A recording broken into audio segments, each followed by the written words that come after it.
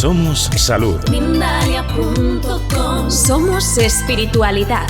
Mindalia.com. Somos conciencia. Mindalia.com. Mindalia.com. Somos la comunidad de la nueva consciencia.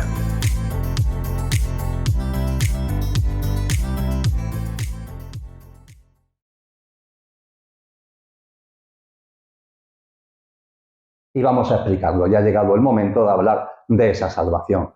¿Culminación en qué sentido?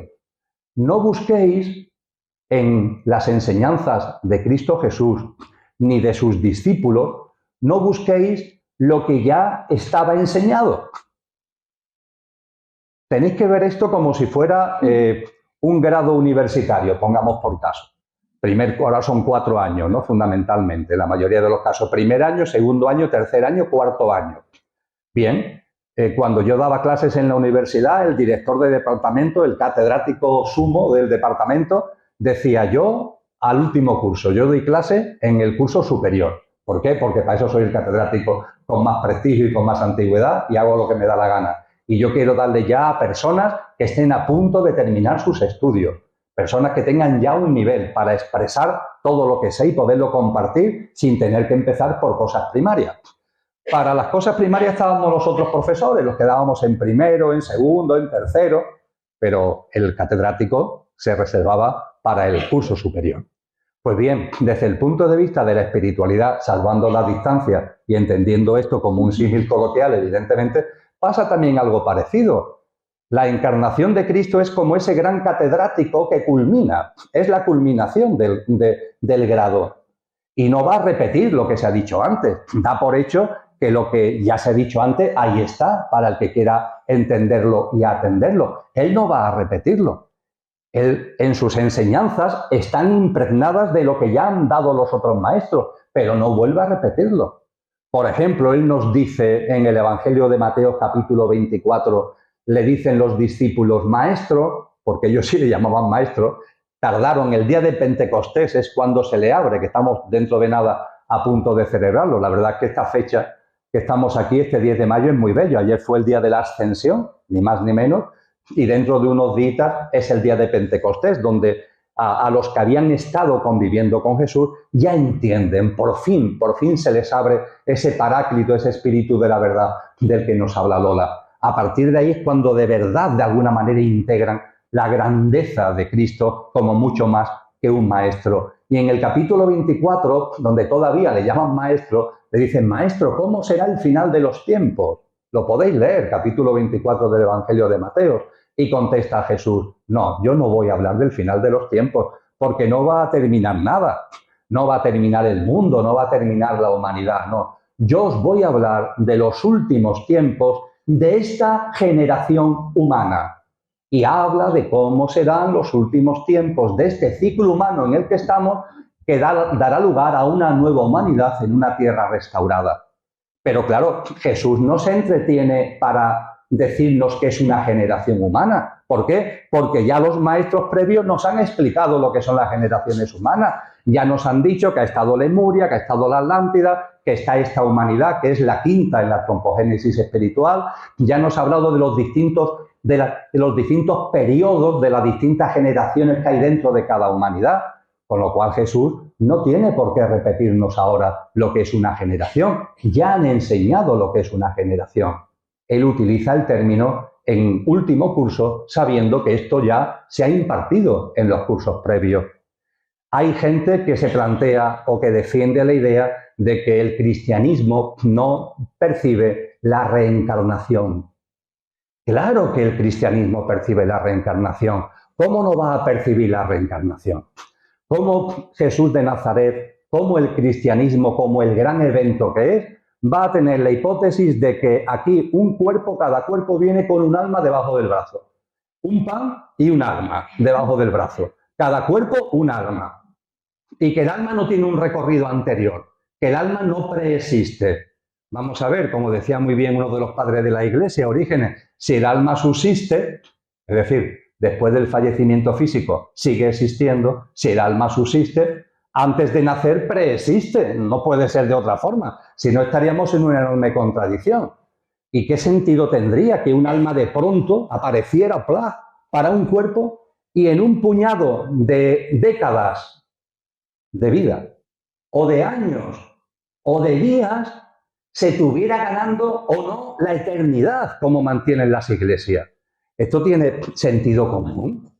Si un alma aparece de pronto, encarna en una persona, vete a saber las circunstancias de esa persona, las circunstancias familiares, culturales, socioeconómicas, y por el bagaje de unos poquitos años, que pueden ser días si fallece pronto, ese alma está dirimiéndose la eternidad en la gloria o en el infierno. Pero vamos a ver, esto no es ni siquiera de jardín de infancia, esto es que simplemente no tiene seriedad ninguna, no se sostiene. Y a partir de ahí, claro, cuando estudiamos a los padres de la Iglesia como Orígenes nos habla de la persistencia del alma, nos habla de la reencarnación. Cosa distinta es que cuando el cristianismo se le convierte en lo que no es, una religión, y no solamente una religión de Estado, una religión del Imperio Romano, y a partir de ahí en una religión dogmática, donde los cristianos pasan de ser perseguidos a perseguir a los otros cristianos que no piensan como ellos, que tienen una visión del cristianismo distinto. Es una auténtica aberración si lo reflexionáis. Es algo tremendo. Y a Orígenes, que vivió entre el siglo III y el siglo IV, uno de los grandes padres de la Iglesia, lo declaran hereje en el siglo VI, precisamente porque sus doctrinas hablan con mucha claridad, por ejemplo, de la preexistencia del alma. Pero si analizamos los evangelios, como podéis ver si leéis el libro, la reencarnación está presente. No la explica Jesús porque no tiene por qué explicarlo, es que ya está explicado, pero está presente. Está presente cuando, por ejemplo, os pongo solamente un botón de muestra, está Jesús con sus discípulos y se encuentran con un ciego de nacimiento. Apuntar este dato, por favor. Este señor, este hombre, es ciego de nacimiento. No nació viendo y tuvo un accidente, una enfermedad, no, ciego de nacimiento. Y se acercan a él y los discípulos le preguntan a Jesús, ¿esta persona por qué es ciega? ¿Es por su culpa? ¿Es por culpa de sus padres? ¿Cómo que por su culpa? Si ha nacido ciega. ¿No? ¿Qué culpa puede haber si ya viene ciego de nacimiento? Ha nacido, cuando ha salido del vientre de la mamá, ya es ciego. ¿Qué culpa puede haber? ¿Y qué es eso de la culpa de los padres? Y Jesús les contesta, no es ni por su culpa ni por culpa de sus padres. Es para dar testimonio de Dios, es para dar testimonio de su divinidad. Cualquiera que se haya tomado la molestia de, no en el último curso, sino en los cursos anteriores, de acercarse a lo que nos enseña la espiritualidad, ¿de qué están hablando los discípulos y Jesús? De reencarnación, de karma y de dharma. El karma, relaciones de causa y efecto que trae de una vida anterior. El dharma, el propósito de vida que traes a esta vida. Y le están diciendo los discípulos, maestro, esta persona es ciega por karma propio de una encarnación suya anterior, o por karma familiar, que también se da. Es esa la razón de ser. Y Jesús le dice, no, esto no es un tema kármico. Esto tiene que ver con su dharma, con su propósito de vida. Esta persona ha elegido nacer así, con esta tara, podríamos decir, porque entiende que de esta forma se dan las circunstancias para que su alma no caiga en la tibieza y le saque jugo a esta encarnación. El milagro del ciego de nacimiento es un exponente claro de que la reencarnación está ahí, pero Jesús no se pone a explicar lo que es la reencarnación porque ya está explicado. Por cierto, también en el tema de la reencarnación hay otra cosa importante. Tampoco hay que dedicarle ya mucho tiempo porque quedan muy pocas. Y como quedan muy pocas, pues no tenemos que estar dándole más vuelta al asunto, no vaya a ser que nos distrayamos, porque ya no quedan muchas reencarnaciones. Ya hace 2000 años quedaban pocas, no digamos ya en estos momentos. Y Jesús no quiere que nos distraigamos. No, sácale jugo a esta vida, tienes que sacarle jugo a esta vida. No pienses que vas a tener nuevas encarnaciones, nuevas oportunidades, que sí, que alguna va a haber, pero sácale jugo a esta vida, la lámpara de aceite, ¿no?, que tenemos en la portada del libro. Esta preciosa lámpara de aceite como metáfora del alma que tiene que evolucionar en autoconsciencia, que nos habla también en el Evangelio de Mateo, en este caso, en el capítulo 25. Jesús culmina No busquéis en Jesús el plan cósmico. Es la culminación de las enseñanzas sobre el plan cósmico, pero hay que buscar las enseñanzas de los cursos anteriores en los maestros y maestras que los precedieron. ¿Entendéis lo que estamos compartiendo? Y claro, cuando nos ceñimos solamente a las enseñanzas de Jesús y de ahí intentamos sacar el plan cósmico, pues es un disparate, no puede ser. Es como si por lo que dice el catedrático en el último curso intentáramos sacar todo lo que se ha enseñado en todos los cursos anteriores. Pues no puede ser. Es la culminación. Y a partir de ahí estudia, profundiza, ahonda en lo que han enseñado los maestros y podrás percibir cómo Cristo lo culmina. ¿Y la salvación por qué? Pues por un tema muy sencillo. Hace muchos miles, posiblemente millones de años, en una generación humana que arrancó la humanidad atlante, esto os puede parecer ciencia ficción. Os garantizo que esto está dicho y expuesto por sabios y sabias acreditados, por personas de una enorme profundidad espiritual e intelectual. Cuando se nos habla de Adán, cuando se nos habla de Eva, no se nos está hablando de un hombre y de una mujer, se nos está hablando de una humanidad, de un colectivo humano, la humanidad de una época determinada. De hecho, si leéis el Génesis, y eso las iglesias no saben explicarlo, aparece mucha gente inmediatamente. Oye, ¿cuánta gente hay aquí? Están Adán y Eva y ahora un montón de gente. Permitidme, no voy a hacer un chiste fácil sobre Eva, pero bueno, es para hacer un chiste fácil sobre Eva. ¿De dónde sale tantísima gente de pronto? ¿Qué es lo que pasa aquí? Es que no está hablando de un hombre y una mujer, nos está hablando de una generación humana que es el arranque de la Atlántida, es la primera generación, la primera etapa de la Atlántida. Y lo que nos narra muy bien, no solamente el Génesis, también las otras tradiciones espirituales, es que en esa humanidad adámica, el arranque de la Atlántida, la humanidad es verdad que con interferencias externas, es verdad que con interferencias involutivas. Ahí está la serpiente que es Satanás provocando, pero finalmente es la humanidad la que en libre albedrío muerde la manzana. Y morder la manzana, ¿qué significa? Que la humanidad en libre albedrío se aleja de la divinidad.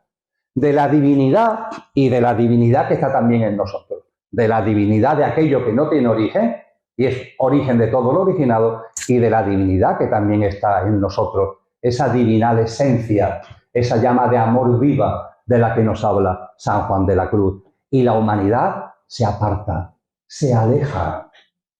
¿Sabéis qué significa pecado etimológicamente en griego clásico?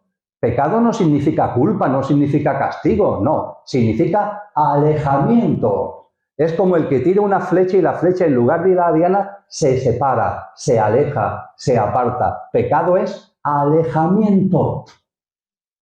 Y cuando se habla de pecado original, se está hablando de una fase de la humanidad, la humanidad adámica, que en libre albedrío, aunque se le provoca, pero finalmente las consecuencias álmicas son, porque es una decisión en libre albedrío, se aparta, se aleja de la divinidad y toma un camino distinto, un derrotero distinto.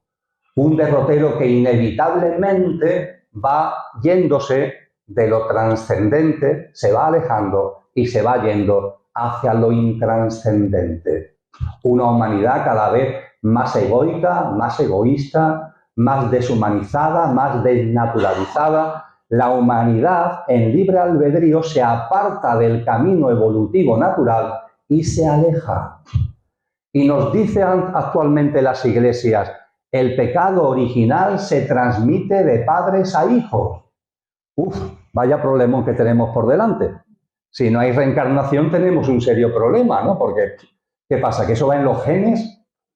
¿Cómo que el pecado original de hace tantísimo tiempo se transmite de padres a hijos? Esto no somos niños, chicos, nos tenemos que hacer las grandes preguntas. ¿Esto se sostiene? ¿Cómo que pasa de padres a hijos? ¿En qué? ¿En los espermatozoides, en el óvulo, en la genética? ¿El pecado original, que es un espermatozoide tipo HB-1? ¿Esto qué es? Bueno, lo cierto es que cuando tenemos en cuenta el plan cósmico que ya se nos ha enseñado y lo completamos con la enseñanza de Jesús, todo cuadra. No mire usted, aquí lo que sucede es que no Adán y Eva, sino la humanidad en su conjunto y todas las almas encarnadas en aquel momento de aquella humanidad se aleja, pecado, alejamiento, se aleja. Y a partir de ahí, ese alejamiento no es que lo llevemos de padres a hijos, es que lo llevamos álmicamente porque nos hemos alejado. Y esto no nos gusta. Si yo os digo que vosotros estabais en esa humanidad y que vosotros en libre albedrío os habéis apartado de la divinidad, que vosotros en libre albedrío os apartasteis de lo trascendente, hablamos de vosotros álmicamente. Y desde entonces llevamos un derrotero de alejamiento, de separación de lo trascendente, de lo divino, de la evolución natural, imbuido de lo involutivo, de lo satánico, porque todo ese egoísmo, todo ese egotismo, todo ese economicismo, materialismo, toda esa deshumanización, toda esa enfrentamiento y daño a la naturaleza, todo eso es puramente satánico. Todo eso es la lógica consecuencia de una humanidad de almas encarnadas ahora, pero que ya nos encarnamos hace mucho tiempo y que venimos, en cada encarnación, venimos reproduciendo el alejamiento. Ese es el pecado original. Y ahí está el plan de salvación. Diréis, ¿qué significa el plan de salvación? Me voy a expresar como si estuviéramos, ahora nos vamos a hacer todo un poco pequeño y como si estuviéramos hablando de un modo un tanto primario, ¿vale? Pero creo que nos podemos entender. Vamos a suponer que nos imaginamos a Dios. Eso es una estupidez. Dios no tiene nada que ver con nada antropomórfico, ¿vale? Y hay una humanidad, una humanidad que hay en un planeta, en el planeta Tierra, que en un momento concreto, en la primera parte de la Atlántida, esa humanidad, las almas encarnadas, la vuestra, la mía, por cierto, encarnadas en ese momento, se alejan de esa divinidad, la rechazan y cogen el camino opuesto, en lugar del camino evolutivo y trascendente, el camino egótico e involutivo. A partir de ahí, seguimos con este símil un tanto primario. ¿Dios qué hace? En libre albedrío nos hemos apartado. ¿Qué hace? Dios se nos dice en todas las tradiciones esos atributos, esos nombres, atributos de Dios, de los que nos hablaba Lola, que entre sus atributos está la justicia. Dios es justo. Y si nos hemos apartado en libre albedrío, corresponde que hagamos frente a las consecuencias de esa decisión que hemos adoptado. Eso es justicia. Pero también sabemos que Dios es misericordioso. Y si es misericordioso, tiene como una inclinación a pasar la mano. Es decir, bueno, no pasa nada. Pero claro, el no pasa nada, la misericordia, choca con la justicia. Si soy justo, no soy misericordioso. Y si soy misericordioso, no soy justo. ¿Entendéis el dilema? Planteándolo en clave primaria, como de una forma muy sencilla de explicarlo. La respuesta ante ese dilema, ¿cuál es? El amor. No hay otra respuesta posible. Y esto es importante que lo tengamos en cuenta, salvando la enorme distancia en nuestra vida cotidiana, porque a veces vivimos situaciones de tensión en nuestro día a día, entre ser justos y ser misericordiosos. Ante esa tensión, si se os da alguna vez en vuestra vida, la respuesta de Dios está muy clara, el amor. Es la única respuesta posible. Lo único que hace compatible la justicia y la misericordia es el amor. Y el amor es lo que precipita, lo que es el telón de fondo de la precipitación de lo crístico en este planeta. Lo crístico se precipita en este planeta en un acto de amor. La fuerza cósmica fundamental, la vibración del Padre que da lugar al universo entero, encarna en un ser humano, en este modesto planeta perdido en una galaxia entre los 2 billones de galaxias, por amor. Y lo hace para darnos una oportunidad de lo que en el Nuevo Testamento se llama el rescate. El Verbo encarna y ofrece su vida como rescate de aquello que vosotros y yo álmicamente hicimos en aquella fase de la humanidad adámica. Y el rescate es la posibilidad de que reconduzcamos el camino.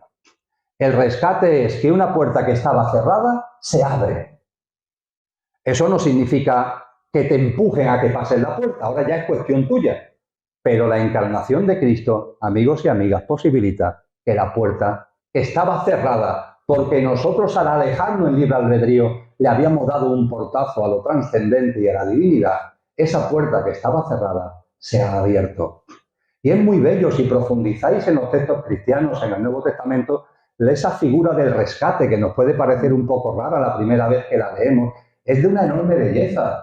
Se nos dice que Jesús, una vez que fallece físicamente, resucita y asciende a los cielos, cosa que hemos conmemorado en el día de ayer, al Padre, en esa relación íntima que tiene, ofrece todo lo que ha hecho como rescate de la humanidad.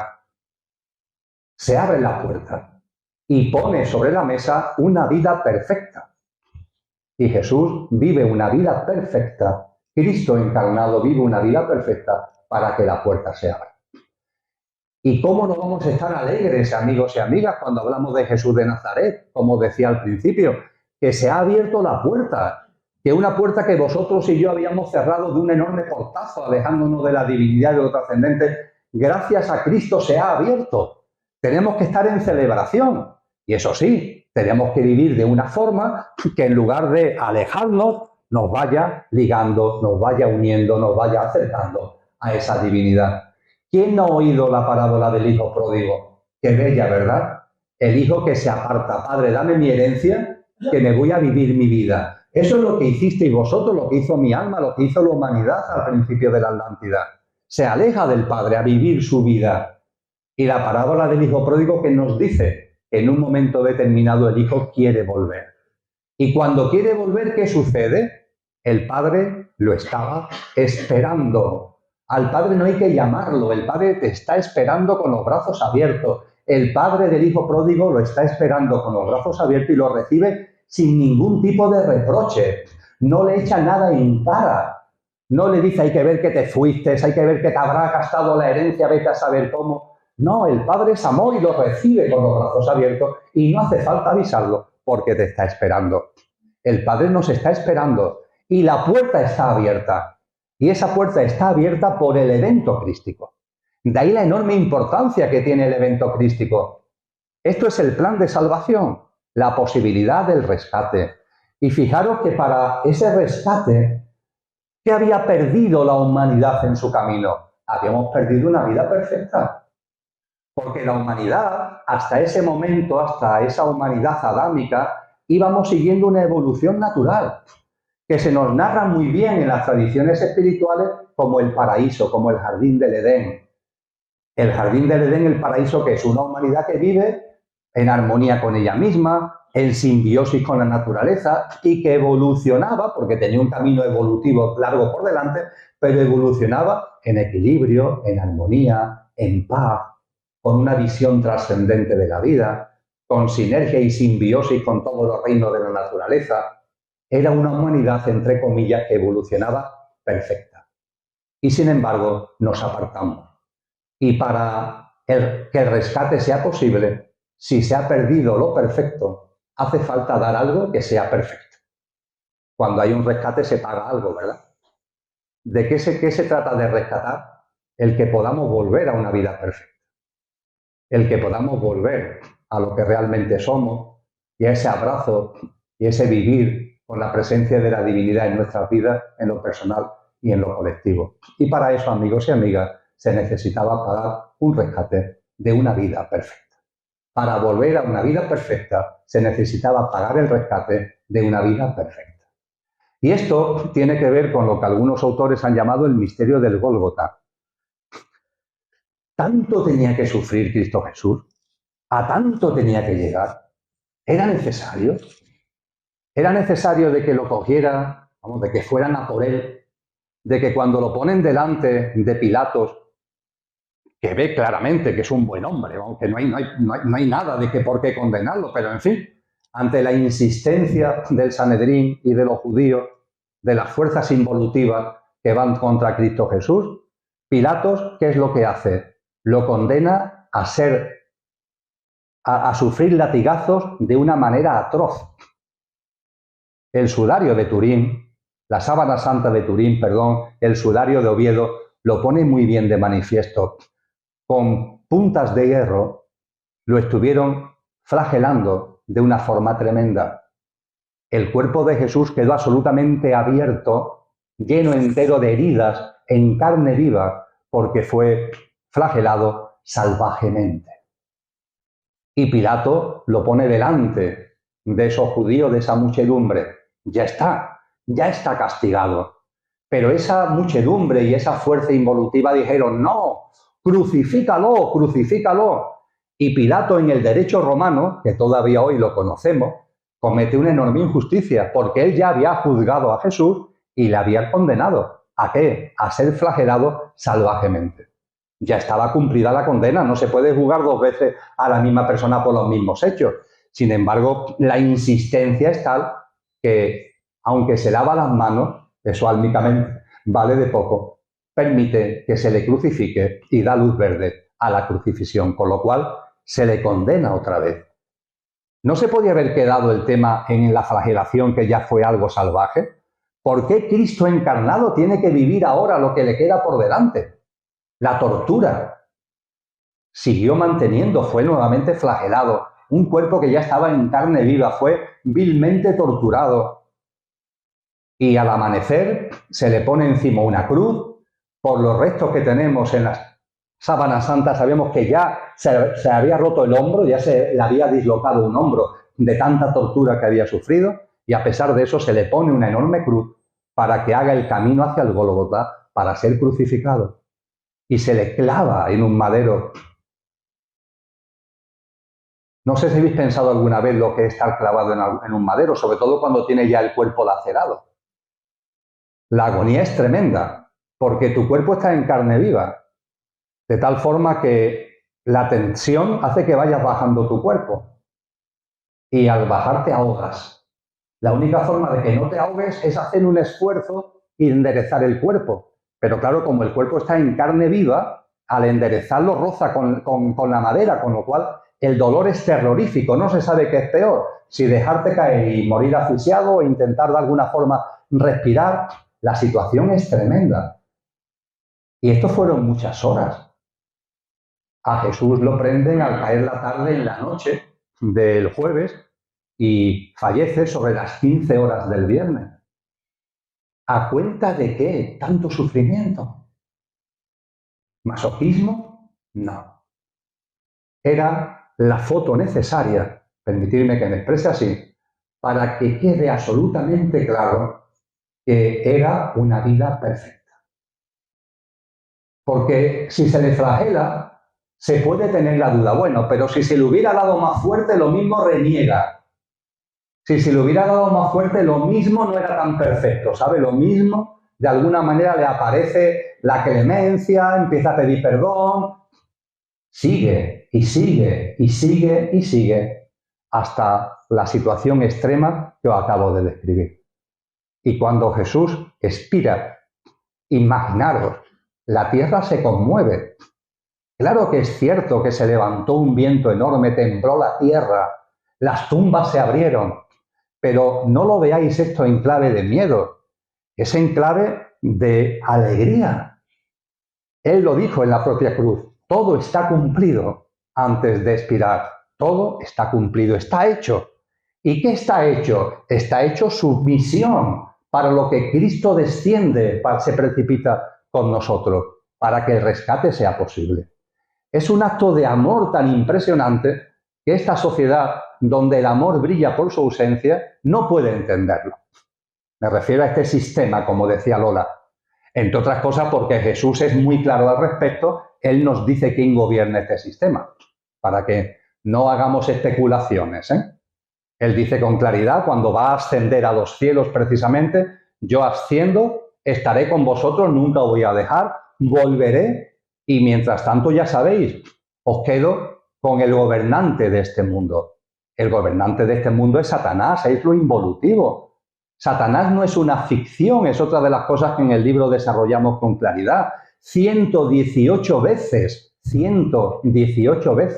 se hace mención a Satanás con distintos nombres, la bestia, el dragón, o a los demonios en la Biblia 118 veces. La oración del Padre Nuestro todavía en Reina Valera, en algunas Biblias lo encontráis. La oración del Padre Nuestro que Lola nos ha recordado. Padre Nuestro que estás en los cielos, santificado sea tu nombre. El traer aquí en presencia lo que son los atributos, santificar es hacer presente los atributos de la divinidad, que están como huellas en nosotros porque somos hijos suyos, porque tenemos la divinal esencia en nosotros. Eso es santificar su nombre. Esa oración, ¿cómo termina? Termina diciendo, lo tenéis en muchas de las Biblias, que no se ha cambiado en su mensaje original, y líbranos del maligno. Amén. No dice líbranos del mal, líbranos del maligno. El mal no es una cosa, sí, es una cosa abstracta, evidentemente. Estamos en un mundo lleno de maldad.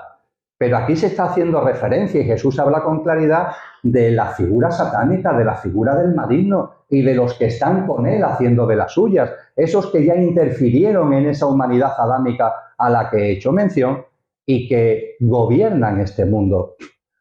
Y ante la gran pregunta que a veces nos podemos hacer, bueno, ¿y por qué a cuenta de que Satanás gobierna este mundo? Entendiendo por este mundo no la madre tierra. No, Satanás no gobierna la madre tierra. No gobierna el planeta, no gobierna los reinos de la naturaleza. Gobierna este sistema. Eso sí, este sistema sí. Este sistema socioeconómico. El entramado político institucional que depende del sistema socioeconómico, el complejo tecnológico militar que depende del entramado político institucional y del sistema socioeconómico, eso sí está gobernado por Satanás.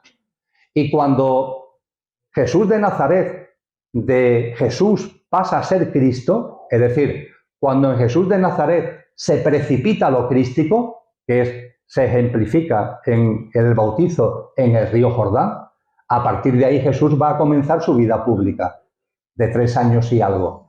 Lo primero que hace Cristo Jesús, porque ya es Cristo Jesús, lo primero que hace Cristo Jesús, ¿qué es? Se retira al desierto, 40 días y 40 noches. Y cuando está en el desierto, de las cosas que los evangelios todos nos cuentan, es que se le aparece Satanás. Y Satanás intenta de alguna forma desviarlo, apartarlo de su camino. Intenta convencerlo para que no lleve a cabo lo que Satanás sabe que es su fin. Porque mientras que esté la puerta cerrada, el triunfo de Satanás está asegurado. Una vez que la puerta se ha abierto, Satanás ya no triunfa, porque las almas estamos en disposición de salir del camino que habíamos cogido y, utilizando el rescate, volver al Padre o al Hijo pródigo, sabiendo que además el Padre siempre nos está esperando de manera amorosa. Y Satanás, entre las cosas que le dice a Jesús, narran los evangelios que lo sube a un monte muy alto y le plantea, ¿ves? Aquí están todas las riquezas y poderes de este mundo. Aquí están todas las riquezas y poderes de este mundo. Serán tuyos, son tuyos si te postras ante mí. Jesús no se postró. Ha habido almas y hay almas que están postradas ante Satanás. Y recogiendo sus migajas, parecen que son los gobernantes de este mundo, los poderosos. Realmente no tienen ningún poder. Son las migajas que le da lo satánico.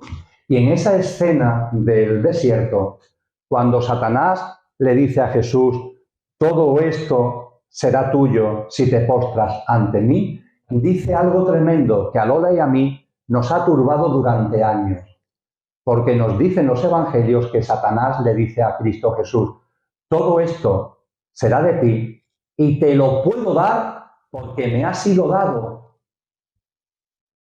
Satanás le dice a Cristo que los poderes de este mundo, las riquezas, se lo puede dar porque a él, a Satanás, le ha sido dado.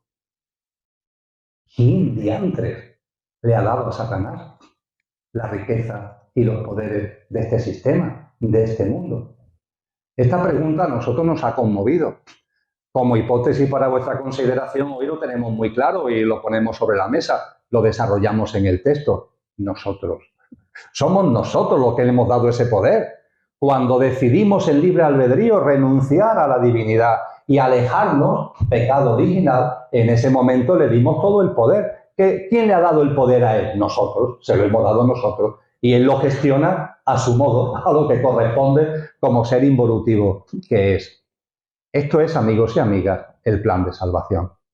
Un plan de salvación maravilloso, ejemplar, donde el amor está en su plena manifestación y que nos ayuda a entender, una vez más, es otra manifestación más, que Cristo es mucho más que un maestro. Es un evento único en la historia de la humanidad que marca un antes y un después. Y claro, el plan de salvación tiene después una serie de consecuencias individuales y colectivas. De una forma enormemente resumida y sintética. Práctica de vida individual y camino colectivo. El plan de salvación implica, para pasar la puerta, para que ese rescate que está ya abierto se haga factible, para que eso sea factible, se nos muestra por parte de las enseñanzas de Cristo Jesús una práctica de vida individual y también la importancia de estar atento a lo colectivo. Para esa práctica de vida individual y para el camino colectivo, no olvidéis algo muy importante. Cristo no se ha ido. Ciertamente el Verbo se eleva, lo describen muy bien los evangelios con la ascensión, pero lo crístico ha impregnado el planeta. Lo crístico ha impregnado la conciencia humana, ha impregnado la conciencia planetaria. Cosa distinta es que vosotros o yo queramos mantenernos en la inconsciencia, pero se ha abierto la puerta a una conciencia que está impregnada de Cristo. El cuerpo energético de Cristo, que es lo que las tradiciones espirituales llaman el cuerpo etérico, se abre. Esa nube de la que nos hablan los evangelios en la ascensión es la nube del cuerpo energético, porque el Espíritu de Cristo, el Verbo, sube, lo que ha sido su cuerpo físico, que se desintegra en el sepulcro, de ahí que nunca se va a encontrar el cuerpo de Jesús. El cuerpo de Cristo es un cuerpo humano, físico, pero que se ha cristificado y no entra en descomposición. Se descompone y su desintegración hace que se mezcle con la propia tierra. Y el cuerpo energético que todos tenemos, lo que se llama cuerpo etérico, energético, cuerpo vital, los nombres son muy distintos a lo que le asociamos los chakras, los nadis que nos habla el yoga. Ese cuerpo etérico, cristificado, cuando Cristo sube, ese cuerpo etérico se disuelve y se impregna con el etérico de la Madre Tierra. Y no olvidéis esto, la Madre Tierra está cristificada desde hace 2000 años. Si queréis ver a Cristo de una forma palpable, mirad la naturaleza, mirad las piedras y los montes, mirad las aguas, las plantas y los árboles, mirad a los peces y a los animales, mirad a la naturaleza, ahí está Cristo. Por eso precisamente esta humanidad satánica arremete con toda su fuerza, hasta el no va más, como hizo en su momento con Cristo Jesús, contra la Madre Tierra y contra todos los reinos de la naturaleza, porque ahí está Cristo en su máxima expresión, porque vosotros y yo tenemos autoconsciencia. Y en libre albedrío tenemos que decidir si pasamos la puerta o no. Esa puerta que el rescate ha abierto, tú, yo, tú, en libre albedrío tenemos que decidir si la pasamos o no. Pero todos los reinos de la naturaleza, todas las formas de vida que no tienen autoconsciencia, que no tienen, entre comillas, libre albedrío, ya han vivido la cristificación. Y esto las fuerzas involutivas lo saben perfectamente y no lo pueden soportar. Máxime cuando sabe que va a llegar un momento determinado en el que la Madre Tierra, un ser vivo precioso, que también es nuestra madre. Tenemos bastantes madres, ¿eh? Tenemos nuestra madre genética de sangre, maravillosa, a la que evidentemente tenemos que querer mucho. Tenemos la madre de Jesús de Nazaret, María, que también es nuestra madre, no lo olvidéis, que nos abraza con su manto, y esto no es un tema retórico, es una realidad. La madre de Cristo Jesús, la madre de Jesús en el que puede encarnar Cristo, esa madre nos acompaña, esa madre está con nosotros con su manto amoroso, es también nuestra madre. Y tenemos a la Madre Tierra, que es también nuestra madre. Y cuánta paciencia está mostrando la Madre Tierra, cuánta paciencia están mostrando todos los reinos celestiales. Porque con la esperanza de que cada vez más almas pasen la puerta, se está esperando, se está esperando, se está esperando. Yo diría que ha llegado un momento en el que estamos ya en la prórroga. Y todavía a ver si todavía hay algún alma que puede pasar la puerta. Y las demás almas, a lo mejor muchas de las que estáis aquí, a lo mejor os preguntáis, hombre, pero venga ya, ¿no? Sí, pero vuestra alma tiene amor. Y mientras que se vea que hay una oportunidad de que otra más pueda pasar, venga, merece la pena la espera, merece la pena tanto sufrimiento si esto vale para que un alma pueda también pasar la puerta. Aunque habrá un momento determinado en el que ya las almas que no hayan pasado, es decir, que no tengan el nivel de aceite en la lámpara necesario para formar parte de la nueva humanidad, ya no tendrán opción. Ya se habrá generado un clima de iniquidad en el planeta, que las que tengan el nivel de aceite lo tienen, y las que no lo tengan, ya es imposible que lo tengan. Quizás ese momento, nadie sabe ni el día ni la hora, lo dice Jesús muy claramente, quizá ese momento no está lejano, que se dan ya tales circunstancias que ya quien lo ha visto, y quien no lo ha visto, pues no lo ha visto, y ya no tiene sentido, por tanto, esta prórroga donde tantos seres humanos y tantas formas de vida en este maravilloso planeta están sufriendo tanto. Estamos en un momento bellísimo, en un momento precioso, que tenemos que contemplar con alegría. Y Jesús de Nazaret, como decía antes, nos enseña lo que tenéis que hacer cada uno de vosotros y yo para pasar la puerta, y que también nos enseña el camino colectivo. Lo que significa la práctica de vida, él lo dice con toda claridad. Tenéis que nacer de nuevo. Lo desarrolla, por ejemplo, en el Sermón de la Montaña, pongamos por caso, capítulos 5, 6 y 7 del Evangelio de Mateo. Pero lo constriñe, lo sintetiza en eso que encontramos en el Evangelio de Juan, cuando a ese gran rabí judío que se hizo seguidor de Jesús finalmente, Nicodemo, le dice Nicodemo, hay que nacer de nuevo. Y Nicodemo le pregunta, pero ¿cómo podemos volver al vientre de nuestra madre? Y Jesús le dice, Nicodemo, tú eres un rabí judío y no sabes de lo que te estoy hablando. Nicodemo, hay que nacer de nuevo del agua y del espíritu para remarcar la importancia de nacer de nuevo. ¿Qué significa, amigos y amigas, nacer de nuevo?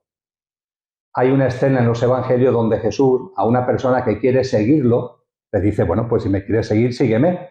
Pero esta persona le dice, sí, te voy a seguir, pero espera, porque voy a enterrar a mi Padre.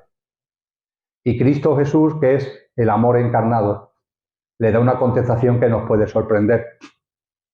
Deja que los muertos entierren a sus muertos. A un hijo que quiere enterrar a su padre, le dice, deja que los muertos entierren a sus muertos. Esta frase es evidentemente una provocación, y es una provocación que no va dirigida tanto a esa persona como a nosotros. La gran pregunta es, ¿estamos muertos? Nacer de nuevo significa morir a la muerte. Tenemos que morir a la muerte en la que desde esa humanidad adámica nos hemos metido. Aparentemente estamos vivos, físicamente hablando, pero espiritualmente estamos muertos. Somos zombies. Nos creemos vivos, pero no lo estamos. Sin ánimo ninguno de juicio, descriptivo, nos asomamos ahí, a ese centro de Sevilla. Sin ningún tipo de duda, habrá muchas personas vivas espiritualmente, pero que nos encontramos también una enorme cantidad de personas muertas. Sí, andan y se hacen fotos y toman cerveza y van a un sitio y a otro, pero están muertos. Han convertido la vida en un puro acto de supervivencia, lleno de ansiedad, de sufrimiento, de miedo. Una ansiedad y un miedo que los lleva a estar cogiendo aviones permanentemente, a estar viajando como locos continuamente, huyendo, no saben ni de qué. Están huyendo de ellos mismos, están huyendo de la muerte que pueden percibir en ellos mismos.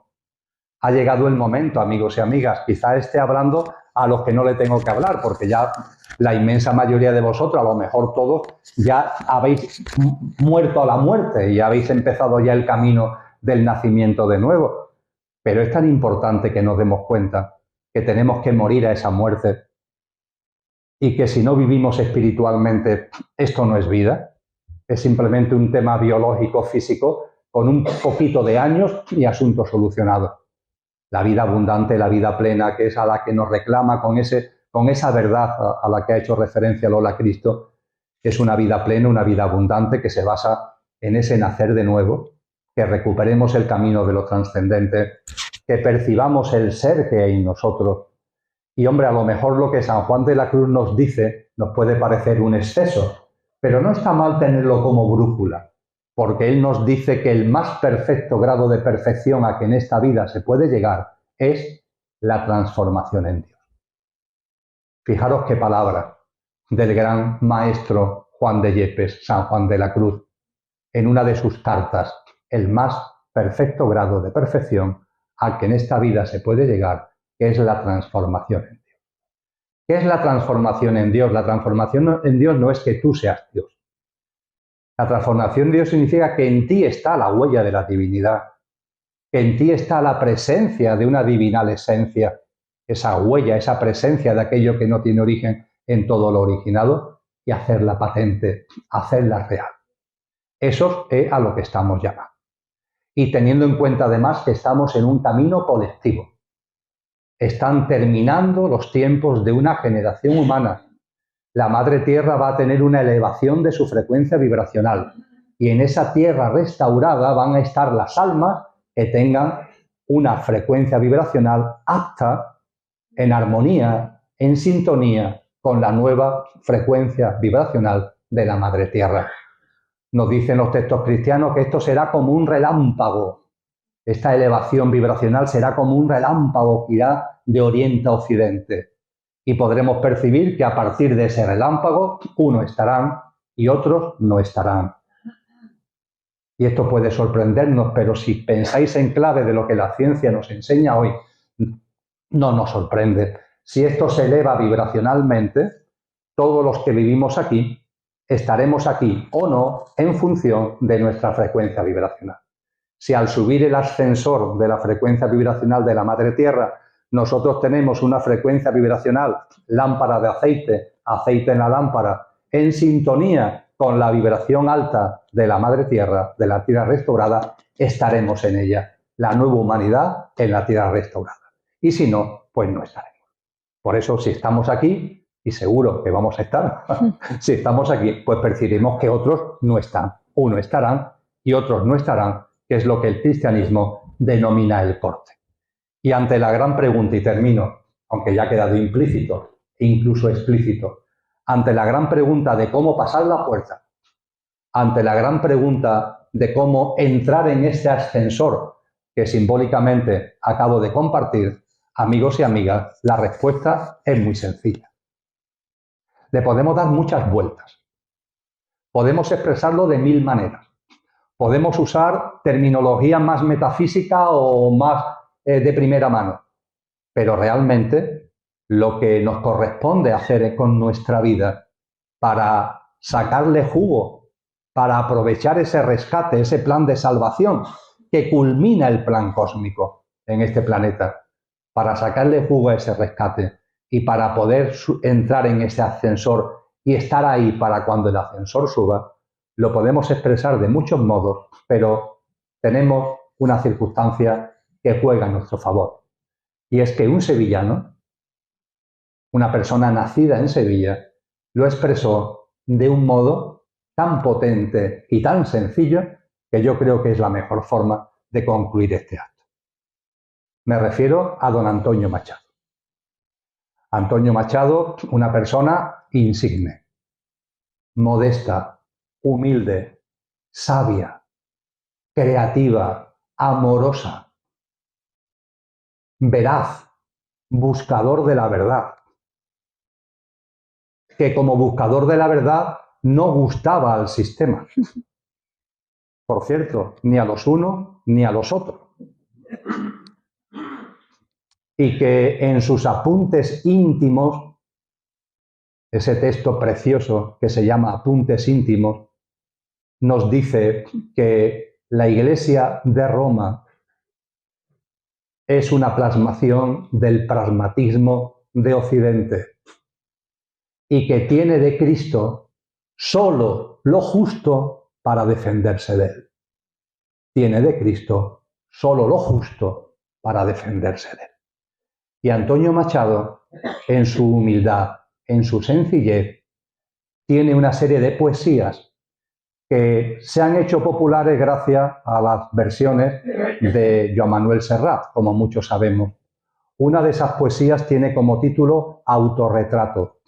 Y en el autorretrato, Antonio Machado habla de sí mismo, de ahí la denominación de autorretrato. Y en ese autorretrato, hablando de sí mismo, dice: soy un buen hombre en el buen sentido de la palabra. Nacer de nuevo, la plasmación de ese nacer de nuevo, con la brújula de la transformación en Dios, con la estrella polar de la transformación en Dios que nos habla San Juan de la Cruz, pero el camino en esa orientación, ese tomar el ascensor, ese pasar por la puerta que se ha abierto a través del rescate, esto, amigos y amigas, consiste ni más ni menos que en ser una buena persona en el buen sentido de la palabra. Y que ningún ser humano diga, porque miente, que no sabe cuándo en su día a día es o no una buena persona, porque está mintiendo. Cualquiera que se mire a sí mismo 5 segundos ante las cosas que estamos haciendo en el día a día, sabe perfectamente si estamos siendo o no buenas personas. Porque esa voz interior que tenemos, nadie la puede callar. Tú en libre albedrío harás ahora lo que te dé la gana y vivirás egoicamente o compasivamente, como tú quieras. O tendrás la mano extendida a los demás seres humanos, especialmente a los más vulnerables, los que lo están pasando peor, o los ignorarás por completo y yo a lo mío y a los demás que le den. Tú tienes libre albedrío para eso y para más. Tienes libre albedrío para ver en la naturaleza, en todos los seres vivos, la presencia de Cristo y el acompañamiento de Cristo, o para, desde el antropocentrismo y el especismo, dañarlo, violentarlo, violarlo. Tienes libre albedrío para eso y para más. Ahora, que nadie diga que no hay algo en su interior que le está marcando precisamente esa vocecita que te está diciendo si estás siendo o no buena persona. No se trata de que nos flagelemos, no se trata de que nos lesionemos y no se nos pide matrícula de honor. Este gran catedrático con el que culmina este curso no nos pide matrícula de honor, nos está pidiendo un cinquito. En su misericordia, en su amor, nos está pidiendo un 5. Hombre, si sacamos un notable, un sobresaliente, una matrícula, pues muchísimo mejor. Pero para entrar en el ascensor y aprovechar las puertas del rescate, se nos pide un 5. Yo, como he sido docente, diría que un 6, más que un 5. Se nos pide un 6. Así que con esta nota de humor, Lola y yo concluimos con el agradecimiento por vuestra presencia, esperando que aquellos que os animéis a leer el libro os nutra. Son 400 páginas donde se van desmenuzando todas las cosas que hemos compartido y otras muchas cosas. Y no olvidar luego cómo empezamos. Por favor, llenad vuestra vida de alegría. Ya está bien de tristeza, ya está bien de enfado, ya está bien de ir con la mirada triste y con la cabeza cabizbaja. La espiritualidad y el mensaje y las enseñanzas de Cristo son mensajes de alegría, de gozo, que nos permiten comprender lo que estamos viviendo en medio de un parto, y el parto tiene contracciones y el parto tiene removimiento, pero seamos felices como son las mamás porque saben que ya lo nuevo está llegando y está a punto de nacer. Que la alegría, la confianza y la esperanza llene vuestras vidas. Muchas bendiciones, amigos y amigas, y muchas gracias. Gracias.